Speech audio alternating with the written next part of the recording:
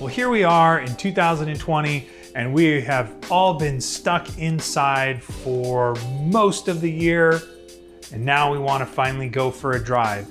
And we want to have all the creature comforts we're used to in our living rooms, but on the road. Now, you can get that. It's called the Rolls-Royce Cullinan. Cullinan. And it only costs $330,000. But I gotta be real with you. I don't have that kind of money just laying around. The rising cost of new cars leaves us with the average new midsize SUV purchase at nearing $35,000. Now, with the right finance options, you can get your payment pretty affordable. But what if you want to pay cash, or at least not be in debt for the next 5 to 7 years? Today, we're going to be looking at the best family vehicle deals in 2020. Now, we're going to be looking at 3 separate price points: $15,000 to $20,000, $5,000 to $7,000, and $10,000 to $12,000. Now, all prices are based on vehicles I found in my area here in Phoenix, but these all should be within a few $100s based on your area. If you need more explanation on how I came to these conclusions, go check out the description. I'll have links to KBB down there. Also, we're gonna be looking at 3 different classes of vehicle. We're gonna look at sedans, SUVs, and of course, the ultimate family vehicles, the van. Now, there's deals to be had no matter where you live, but are we gonna find the right price to fit your fam? Now, this is an interesting range because honestly, there's some newer cars that are very competitive with the actual new car segment. But when you consider that you lose 10 to 20% of your vehicle's value after the first 2 years of ownership, it's kind of nice to know that somebody else took that financial hit. I also heard that once you drive your vehicle off the lot, park it in your driveway, guess what? You now officially have a used car. So I'm thinking maybe these are the best vehicles for our buck. So to start us off, we're gonna be looking at the SUV, which is the 2018 Subaru Forester. Now, it's only a 2-row SUV, but they more than make up for that with storage in the trunk and of course on the roof. The Foresters have a 4-cylinder engine, so they're pretty easy on the gas budget.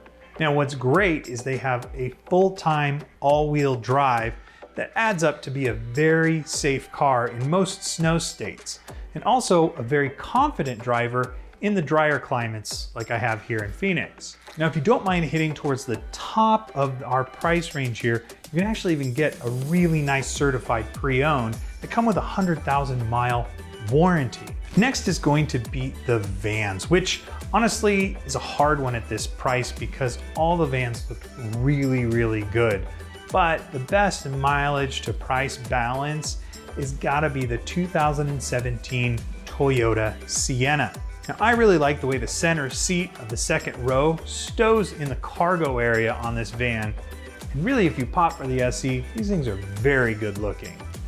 I personally reviewed a 2016, which is basically the same as the 17. You can check out that review right here. Now, one of the things I noted is how upscale it felt, with cabin talk and dual screen rear entertainment system. Now, speaking of upscale, the sedan I picked today is all about luxury, but consider it responsible luxury. In the $15,000 to $20,000 range of sedans, I landed on the 2015 Acura RLX. Ever hear of it? Probably not. In fact, most people haven't, but that's what makes it a really great priced vehicle. And most that are out there are in mint condition. Now, it doesn't have a lot of the driver assist features that exist in a lot of modern vehicles, but it more than makes up for that in luxury and all around driving dynamics. And what's great is the rear seat legroom is 38.8 inches, which is one of the largest in its class. So some complained about the ride being a little rough, but really, I just consider that a little more sporty. Honestly, with the SUVs, I have to go with a personal favorite, a 2012 Kia Sportage. Now, while you might find them with higher mileage because of the price, what's nice is that they had a 100,000 mile warranty from the factory, which means that they had to be maintained to a certain standard in order to make it to that 100,000 miles. What that means for you is that these are probably very well taken care of. And they have a really spunky engine. It gets up and goes when you need it to. And they have great features from the factory like Bluetooth and keyless entry, and honestly, they're really roomy. In fact, I did a review and I linked it down in the description below. Now in the van category, it's hands down 2005 Honda Odyssey. Now at this price range, you have to consider the fact that these larger cars started life at over $25,000 new. And so you have to balance mileage with price and dependability. And what you end up running into is with this Odyssey, you have a lot of great features like the fold flat rear row, the way the front and center rows move around, but you also get a dependable engine that will last you hundreds of thousands of miles. Hey, speaking of dependability, you can depend on Fit the Fam to be real in our reviews and how car seats and cars fit our families. Please consider subscribing while you watch this video to keep up to date on what cars we're coming out with that'll fit your fam.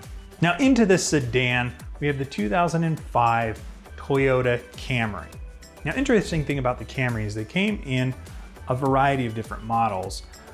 One of them being a V6, which is a larger engine, more complicated. For this review, I would say stick to the 4-cylinder models. Unfortunately, the V6 are just very complicated and expensive to fix, where the 4 cylinders are simple, the parts are cheap, and honestly, they're really comfortable. Now, you may not be getting the best looking car on the road, but at this price range, what you're looking for is reliability and a way to fit your family comfortably. And the 2005 Toyota Camry is the top of the line for those features. To start the list, we're gonna look at a 2012 Honda Pilot. Yes, finally, a 3-row SUV. And as I said about the Odyssey, these engines are very reliable. In fact, Mrs. Bram and I once picked up a 2004 Honda Pilot with 100,000 miles from a Honda dealership, put a warranty on it just in case, didn't end up using that warranty at all after 40,000 additional miles. Now, what's great is these will fit your car seats and your teenagers with ease and still be able to tow a boat or a travel trailer. Now, there were some minor issues with the way the second row folded down, as I mentioned in our review of the 2012 Honda Pilot, but the convenience and comfort very much overshadow that. Now, moving into the van category, we get to the 2016 Kia Sedona. Now, talk about reliable. These things have been going on the road for years and years, and it's because they're great driver's vehicles. Now, the second row on the Sedona doesn't remove, but instead folds forward in a unique way that actually makes them a lot more usable and reconfigurable on the fly than other vans in this same category and time frame. I really like it because I don't know how many times I've been to a furniture store and seen somebody struggling with their second row to make it fit around their boxes, or even, as I've seen, people leaving their second row at the store and having to come all the way back to pick it up. Now, for the sedan, I may get some grumbles for this, and honestly, comment below if you have an issue with this, because honestly, I really enjoy hearing what you have to say about the vehicles that I pick. But I really believe the 2014 Dodge Charger is a great car for this list. Now, in that year, Dodge got rid of the small V6 that was honestly very unreliable as well. They also got an 8-speed automatic, which pulls when you need it, but also has a nice low rev for those highway speeds. And it's an excellent choice because you can get a very low mileage model at an amazing price all over the internet easily obtainable for most people. They have great features as well, and the back seat on those are huge, enough for 3 car seats without issue, along with everything you need to in the massive trunk. Now, I know we're all in different places in the market, and no matter what your price point is, I hope that today's video was able to help you narrow down your selection. Also, if you're not sure which vehicle to get, van or SUV, we recently produced a video right here. It's vans versus SUV comparison. It'll hopefully help you figure out what's best for your family. Also, comment below about your experience with the least expensive vehicle you've ever purchased. I know we just purchased a $1,500 car, and I'm making a video about that in the coming weeks, so make sure you subscribe and keep an ear out for that. Have a great week. Bye-bye. Cullinan